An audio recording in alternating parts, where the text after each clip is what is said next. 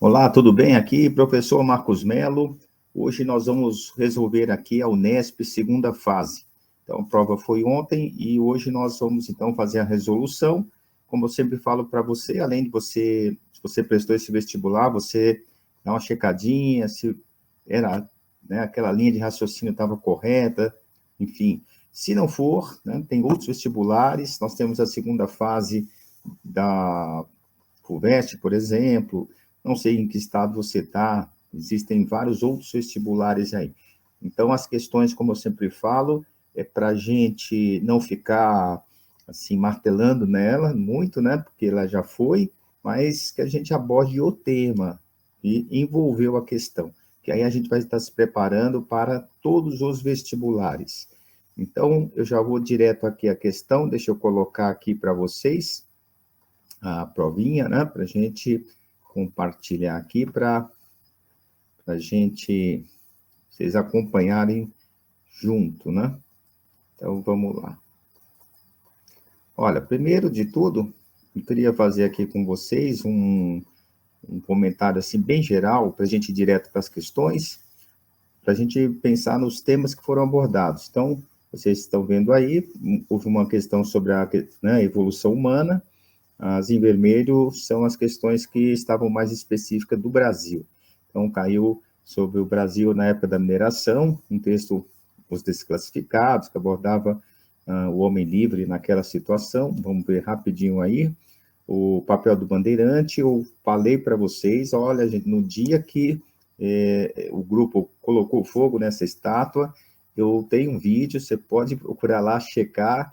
No dia do incêndio da estátua, eu fiz uma chamadinha dizendo, olha, isso é um prato cheio para uma questão de vestibular. E a Unesp, por exemplo, colocou, né, aproveitou lá o episódio, não foi o do incêndio especificamente, mas também envolvia o Borba Gato, e o tema foi justamente o que eu abordei naquela nossa conversa. Outra sobre os periódicos do Segundo Reinado, as imagens, falei para vocês, imagens que provavelmente iam abordar a imagem e que você ficasse bastante atento a datas, pequenos detalhes que podiam te orientar para saber, né, qual era a questão, qual era o tema abordado e assim por diante, né? Uma questão abordou o petróleo, a Revolução dos Cravos, eu também fiz uma live no dia da Revolução dos Cravos, né, que foi em abril, era aniversário da Revolução, fiz uma live, nós abordamos vários aspectos dessa Revolução dos Cravos, não sei se você viu, enfim, se tivesse visto, com certeza ia acertar essa questão aí, né? Outra do Brasil, bem recente, era sobre aquelas manifestações lá de 2013, e outra questão que abordou as relações entre Estados Unidos e Cuba, certo? Mas então, ó, vamos lá a primeira. Pessoal, olha, eu comentei com vocês que textos longos você tem que grifar todas as informações, não é isso? Então, vamos lá, vamos ler rapidinho, depois vamos para as questões. Então, diz assim, olha, de 400 mil a 40 mil anos atrás, pequenos grupos de Neandertales se distribuíam por uma região que hoje abrange a Europa, oeste da Ásia e Oriente Médio. Por exemplo, falou região, grifa já, gente, Europa, oeste da Ásia, Oriente Médio, você tinha que grifar. É uma dica que eu sempre dou aqui para textos longos, né? Desde o sequenciamento do genoma Neandertal em 2010, os dados genéticos sugerem com frequência que, em algumas das ocasiões em que se encontraram, o Homo sapiens e o Neandertais se reproduziram e deixaram descendentes férteis. Olha, gente, essa informação vai ser importante para a resolução do problema, né? Essa informação que eles se encontraram. Mas vamos continuar. Por essa razão, populações humanas atuais, sem ancestralidade exclusivamente africana, abrigam em seu genoma trechos de DNA neandertal. E também, gente, dando uma paradinha, essa referência do genoma, lá no terceira linha, texto e agora DNA, também vai ser importante para a gente resolver a questão, certo? Então, continuando, não há evidências de que os neandertais tenham vivido na África. Os especialistas defendem que essa pequena contribuição e aí reforça, né, dos neandertais, tenham influenciado certas características nos seres humanos modernos. Vários estudos já associaram genes, mais uma vez, Andy, dando a paradinha em genes vai ser importante para resolver a questão. Então, já associaram genes neandertais a traços mais vantajosos, como um sistema imune mais robusto, ou desvantajosos, como o maior risco de desenvolver doenças, como diabetes ou depressão. Aí também, já vou adiantar para vocês, pessoal, eles estão falando, né, de traços mais vantajosos ou desvantajosos, quer dizer, não há só coisas positivas. Então, o vantajoso é um sistema imune mais robusto e o desvantajoso é esse risco de doenças e diabetes e tal. Finalizando, a ideia de que o Homo sapiens tenha convivido com os neandertais não é nova. Antes dos estudos de DNA antigo, já existiam evidências arqueológicas dessa coexistência no Oriente Médio e na Europa. Mais uma vez, a ideia da coexistência. Cavernas em Israel e na Jordânia guardam resquícios de ocupação em sequência das duas espécies. Além disso, alguns fósseis apresentam traços mistos de Homo sapiens e Neandertal. Bom, pessoal, eu fui grifando aí para vocês acharem mais fáceis aquelas que nós podemos abandonar. Então, vamos para B, por exemplo, né? Você está vendo aí que está grifada.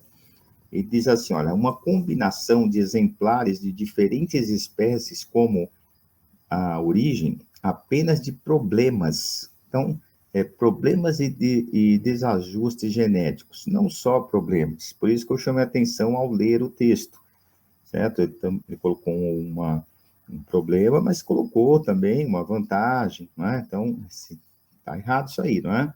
Não foi apenas problemas e desajustes genéticos.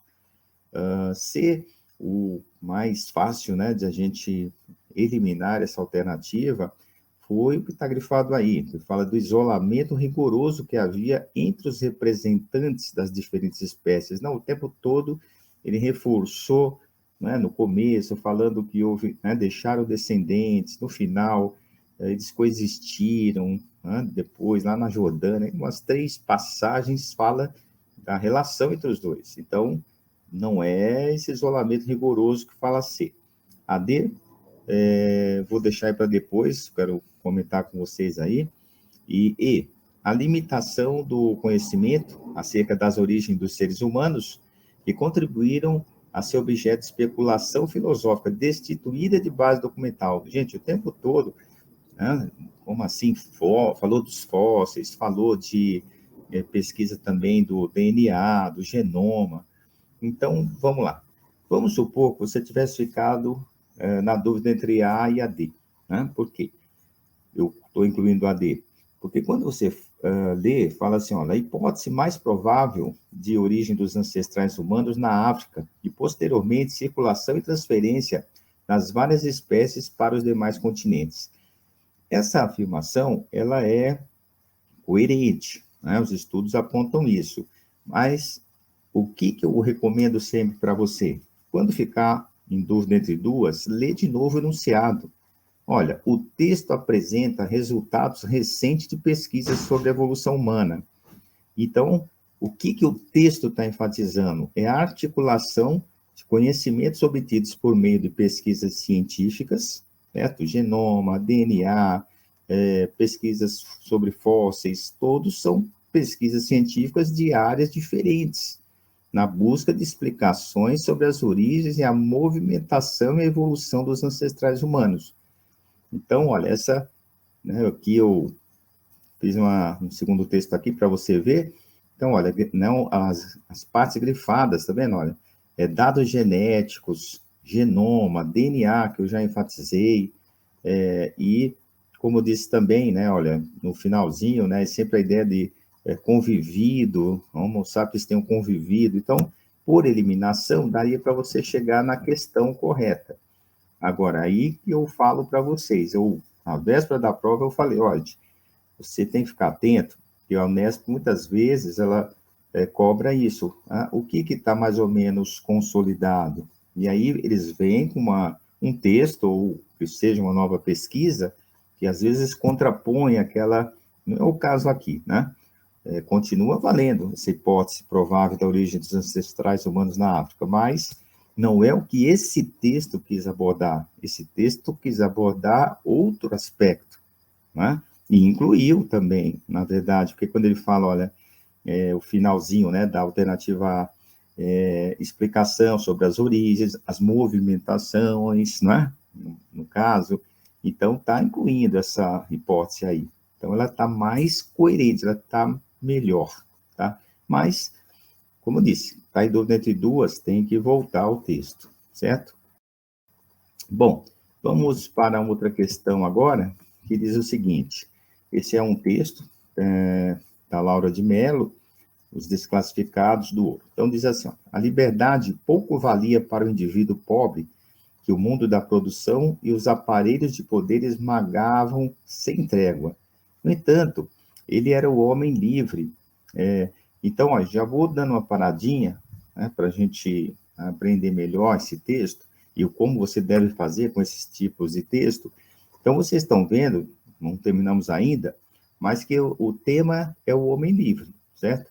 Então, começa a liberdade pouco valia para o indivíduo pobre, aí, mais uma vez agora, né? Ele era homem livre numa sociedade escravista. Então, continuando, aproveitado, né, de modo intermitente, mas regular pelo Estado e pelos homens bons. A sua utilidade real e empiricamente detectável era revestida por um ônus que o deixava sem razão de ser.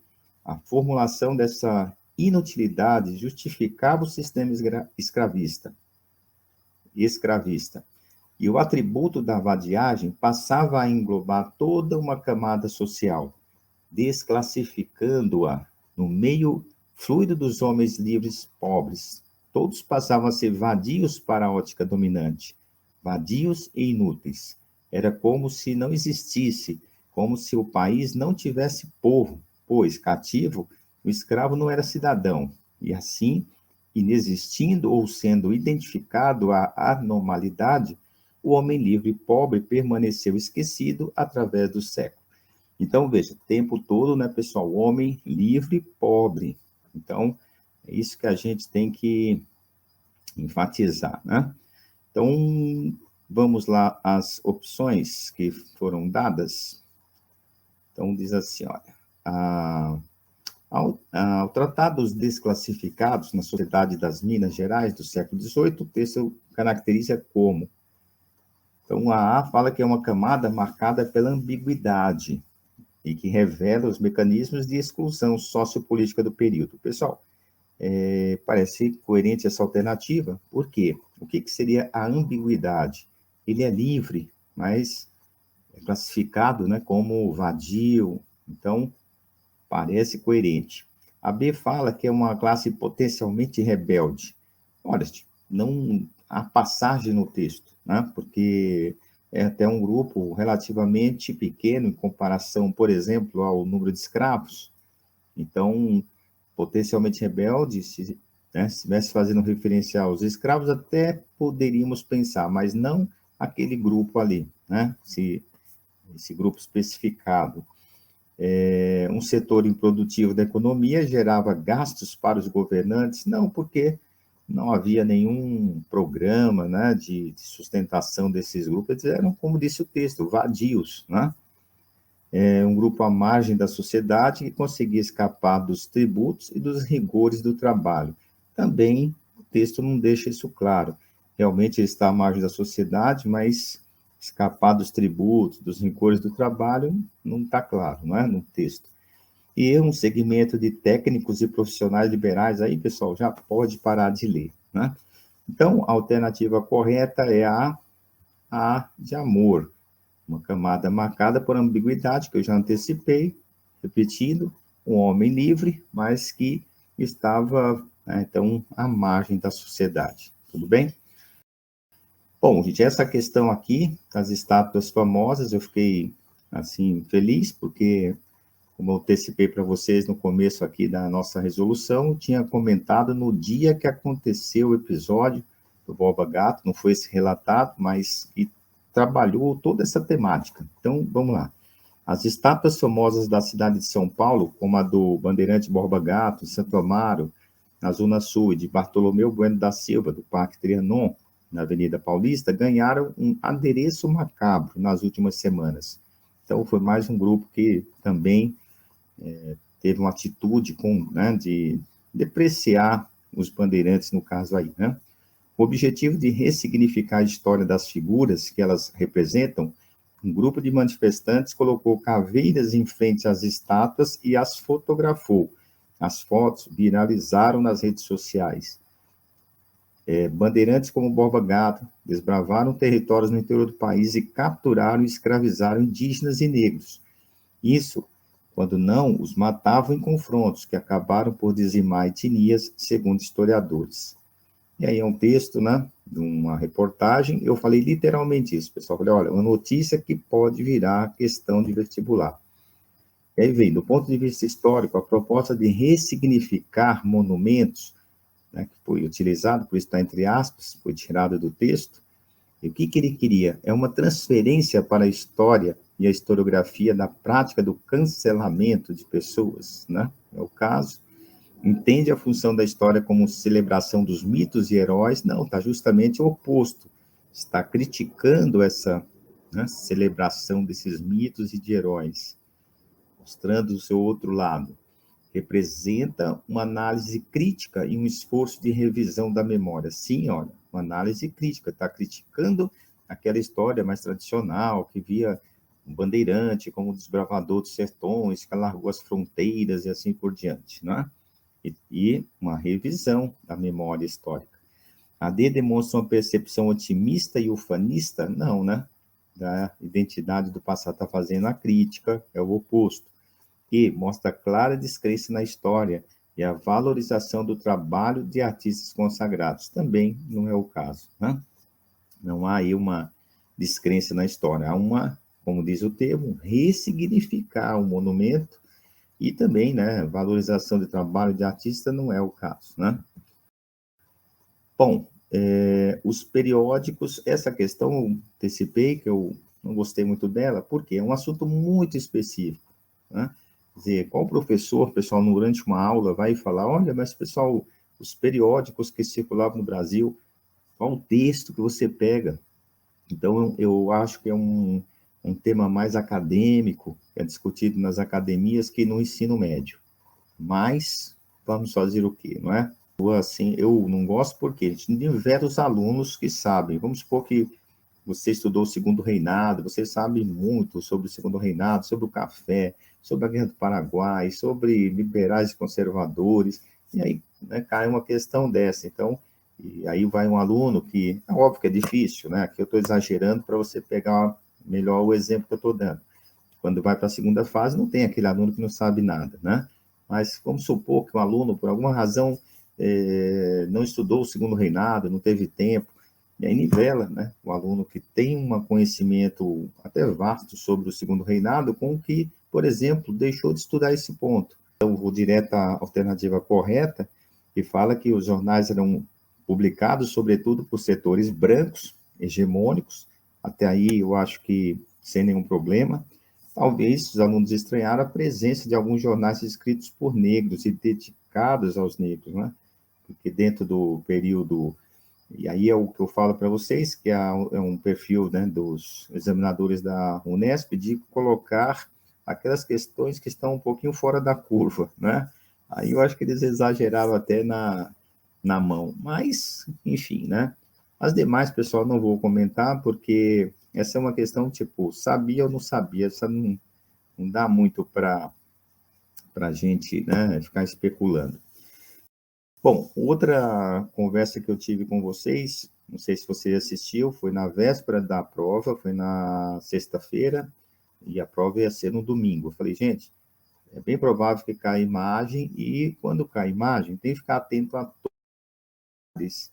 Na época eu falei, né, até as cores, datas, tudo você tem que tirar em seu proveito. E aí é o caso, né? Então caiu essa primeira imagem, e diz assim, ó, a primeira é um cartaz soviético de autoria desconhecida, divulgado em 1941. A segunda é uma charge do cartunista. Vamos ver a primeira. Pessoal, você está vendo aí a sombra do Napoleão, certo? Se isso escapasse, tem a data, 1812. Então, é a tentativa do Napoleão invadir a Rússia. E a segunda imagem, em vermelho, até o vermelho ajuda a lembrar, são já então a época do comunismo, certo? Com o fuzil ali afastando Hitler, né? Uma caricatura do Hitler, se identifica pelo símbolo nazista, tudo bem? Bom, e a segunda? A segunda é o famoso, já caiu mais de uma vez no vestibular essa charge. Em 39 era assim, então vocês estão vendo aí o Hitler e o Stalin fazendo um acordo, né? O acordo de não agressão, ou geralmente é chamado de nazi soviético, ou Ribbentrop-Molotov, foram os embaixadores, né, que fizeram esse acordo aí, um alemão e um soviético, né? Então, um acordo de não agressão, começo da Segunda Guerra Mundial. E poucos anos depois, Hitler rompeu esse acordo de não agressão e invadiu a União Soviética, certo? Que aí estão já no segunda imagem, eles já estão brigando. Então, o aluno tinha que lembrar aí desse episódio. Aí vem as alternativas. Pessoal, acho que não vale a pena ficar lendo todas as alternativas, mas só para um exercício aqui, como é que você já descartaria, né? Olha, assume percepções críticas do nazismo, sendo que a primeira mostra a derrota das tropas alemãs que invadiram a União Soviética. Então, lá na primeira imagem tem o Napoleão, né? Então, está restringindo. Já daria para parar de ler. B, associar o nazismo ao comunismo, sendo que a primeira compara o avanço russo contra as tropas napoleônicas. Não, há uma inversão, né? Quem invadiu a Rússia foram as tropas napoleônicas, também daria para parar de ler aí. C, expõe semelhança entre as guerras mundiais. Não, porque, né, uma é sobre a invasão napoleônica, outra está furado. D, estabelecer um diálogo entre temporalidades, sendo que a primeira compara o avanço militar alemão sobre a União Soviética com a tentativa napoleônica de ocupar a Rússia. Aí está coerente, né? Porque quando Napoleão invadiu, inclusive, não existia União Soviética, por isso, corretamente, está aí, ocupar a Rússia. Então, está coerente. E o segundo charge? A segunda ironiza a passagem do Pacto Germano-Soviético para a condição de guerra, né? Justamente o rompimento do pacto. Então, a alternativa D seria a questão correta. Dá um pouquinho de trabalho, talvez, pessoal, mas, né, como eu disse, você está ali com a faca e o queijo na mão. É só ter paciência, ir grifando, percebendo os erros, já menos como eu fiz agora com vocês, tá? Aí explora o conceito de totalitarismo, né, sendo que a primeira destaca aspectos bélicos do poder absoluto da Alemanha. Não, né? Então, D de dado. Tudo bem? Como disse, quando cai a imagem, a ideia é tirar todas as informações dela e aí, como eu disse, com um pouquinho de calma, gente, dava para resolver tranquilamente. Tudo bem? Bom, essa outra questão abordou o petróleo, né, 73, 78, provavelmente você estudou, por exemplo, quando estuda História do Brasil, né, se fala muito da crise do petróleo, que interferiu aqui no fim do milagre, né, brasileiro em 73, enfim, então vamos lá. Então, 73, 78, as receitas anuais do petróleo nos principais produtores árabes cresceram enormemente. Na Arábia Saudita, 4,35 bilhões para 36, olha, gente, que absurdo, né? O Kuwait, de 1,7 bilhão para 9 bilhões, e assim vai. Alguns produtores também aumentaram muito sua produção, em particular, Catar, Abu Dhabi, Dubai. O controle dos produtores sobre os seus recursos também se expandiu. Em 80, todos os principais estados produtores tinham ou nacionalizado a produção do petróleo ou adquirido uma maior participação das empresas operadoras. Embora, aí a informação é importante, grandes empresas multinacionais tivessem uma posição forte no transporte e na venda. Bem as alternativas. Então, olha, vamos direto à questão correta, que é a seguinte: acentuou a dependência mútua entre fornecedores e compradores. Os primeiros concentravam os esforços na exportação e os segundos, né, ou seja, os compradores, dependiam do acesso ao petróleo para o funcionamento de suas indústrias. Essa seria a alternativa correta. Por exemplo, fala que reforçou o nacionalismo, orgulho das populações com a riqueza súbita, e outra, gente, olha, protagonismo de alguns estados da região no cenário político e econômico mundial também, né? Força, exagera, certo? A C fala que gerou uma reorientação, né, diplomática e ideológica na região, os vínculos com a União Soviética, reforçava a posição política dos grupos de esquerda no Oriente Médio também, né, tá furado. A D fala da dissolução, né, da OPEP, também está, né, furado. Eliminou a interferência das sete irmãs, também, né? Então, fala, né, regido em função do interesse dos produtores, não, né? Há também essa relação, como diz a B, da dependência mútua, né? O que vai consumir e o vendedor, né? Então, uma questão também relativamente tranquila. Fiz uma live sobre esse tema aí, quando fez aniversário da Revolução dos Cravos, e diz assim, é um texto do Mário Soares, chegou a ser primeiro-ministro em Portugal.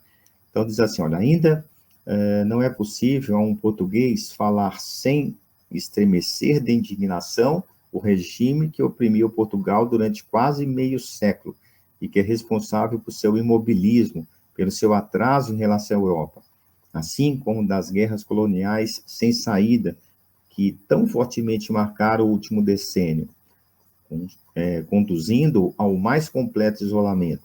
Portugal democrático, progressista, aberto à Europa, que estamos em vias de construir coletivamente. Depois da Revolução Libertadora, de 25 de abril, a Revolução dos Cravos, né? No seio de inúmeras condições e de grandes dificuldades, tem necessidade de possuir uma visão clara do seu passado recente, que tanto o marcou e continua a marcar. É o único meio de exorcizar os demônios desses anos. Então, a questão está pedindo qual é o contraponto, né? Direto à questão também correta, ele está fazendo, né, uma referência ao período de regime fascista, ao projeto da Revolução dos Cravos, que, entre outras ações, contribuiu para o fim do domínio colonial português. Naquela oportunidade, eu falei para vocês, pessoal, aí a Revolução dos Cravos, tem que ficar atento, porque na maioria das vezes eles fazem a relação da Revolução dos Cravos com o fim desse domínio colonial português citado aí na questão. E aí não deu outra, né? A independência de Angola, Moçambique, Guiné, enfim, então, esse é o texto está fazendo referência a essa situação, a esse momento, né? As demais, pessoal, também por eliminação, fala, né, que durante por exemplo, durante o salazarismo, que era a ditadura, né, Domingos Salazar, daí salazarismo, fala nos anos 80. Não, nos anos 80 já, né, o salazarismo já estava enterrado, certo? Experiência comunista, não, passou por experiência comunista Portugal, né? Passado de conquistas e possessões além-mar, as lutas das colônias na África e Ásia, entre as décadas de 30 e 80, não, foi década de 70, e a autonomia política e econômica durante a fase ditatorial, a submissão portuguesa, e no período democrático, aos interesses britânicos, às vezes. Não, o texto, né, deixou claro que não se trata disso, legal? Então, era a Revolução dos Cravos e esse fim do domínio colonial português. Bom, essa questão, pessoal, bastante atual, né, 2013, diz o seguinte, em uma democracia viva, as fronteiras do que é possível estão constantemente em questão, deixando de ser óbvias e naturais. Questionar o aumento de tarifa do transporte, aí, pessoal, vou ajudar vocês aí, para a gente ir mais rápido também depois na resolução, já dá essa informação para vocês. Veja, primeiro o texto fala assim, mostra, né, lembra para você que houve um questionamento no aumento da tarifa de transporte. Ele fala, significa questionar como são elaborados os orçamentos públicos, Então, ele parte de um detalhe, né, pontual para uma coisa mais ampla, né? Como são executados, como são estabelecidas as prioridades. O mesmo vale para os protestos contra os gastos com os mega-eventos, da Copa do Mundo, da Olimpíada. Ao gritar e escrever "não me representa", quem se manifesta não quer apenas que o sistema político mude seu modo de funcionar, pretende mudar o jeito como a representação é entendida. E aí vem as opções. Também, pessoal, vou direto à questão correta, que diz o seguinte: o dinamismo das mobilizações que combinavam reivindicações pontuais. O que é essa reivindicação pontual? O aumento da tarifa, com processos econômicos estruturais, que é a definição de prioridades, né, que o texto falou, e colocava em debate a mecânica da representação, que é o finalzinho do texto, certo? Colocava em debate a mecânica de representação, daí ele usa, né, a expressão "não me representa", e as formas possíveis de participação política. Essa é a alternativa correta. As demais, pessoal, vamos pôr aí, fala ingenuidade dos manifestantes, que restringiam seus questionamentos a temas superficiais, sem perceber que o funcionamento geral depende desse. Não, ele falou justamente o contrário, que eles estão percebendo isso, né? A C, esforço coletivo de segmentos políticos que defendia a redemocratização, né? A redemocratização, eleição lá do Tancredo Neves, então está muito distante, não é superar essa herança autoritária, não é o caso. A B fala a manipulação dos manifestantes por partidos políticos que desejavam derrubar o presidente e criar condições para mudança ideológica radical. Não está correto, porque naquela época não estava claro, né, a participação política, inclusive, não sei se você lembra, já com certeza você viveu esse período, né?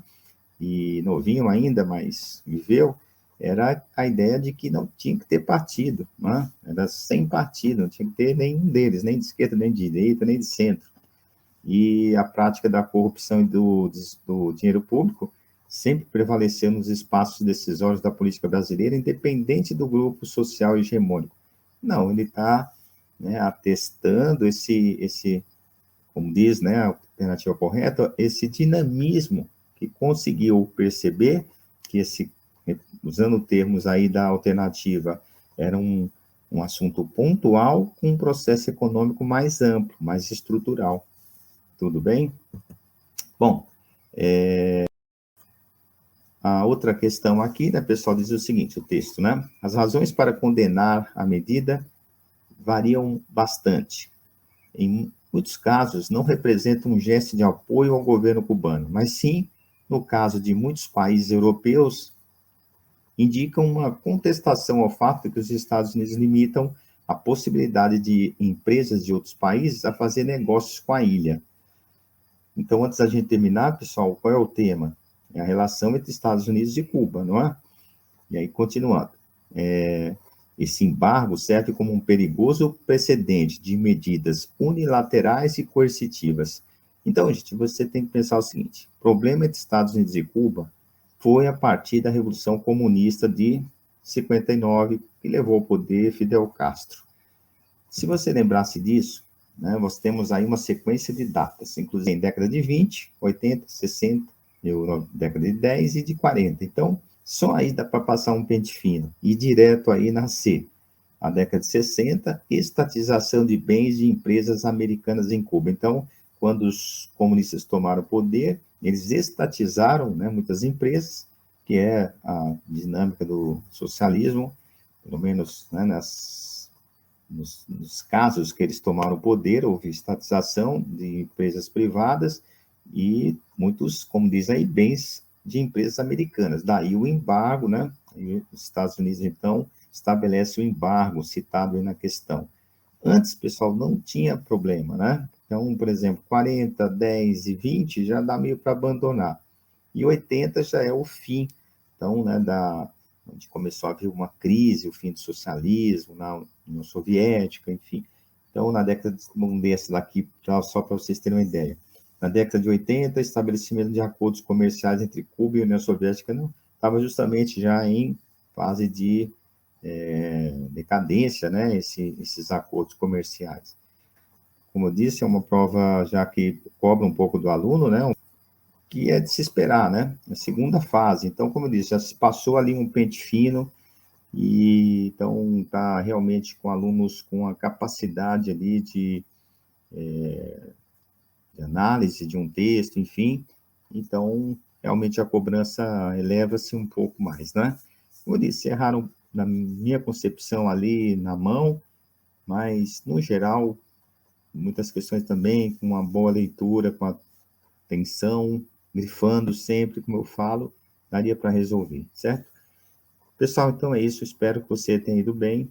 Eu tenho um canal com esse nome, né, Professor de História Marcos Mello. Lá, como disse aqui, citei até de passagem aí, em muitos momentos dei dicas, sugestões, algumas apareceram aí, né, foi bem legal. Então é isso, espero encontrar você aí no meu canal e em outra oportunidade, beleza? Então, muitos vestibulares aí pela frente e estou aqui torcendo por vocês, legal? Então, até a próxima.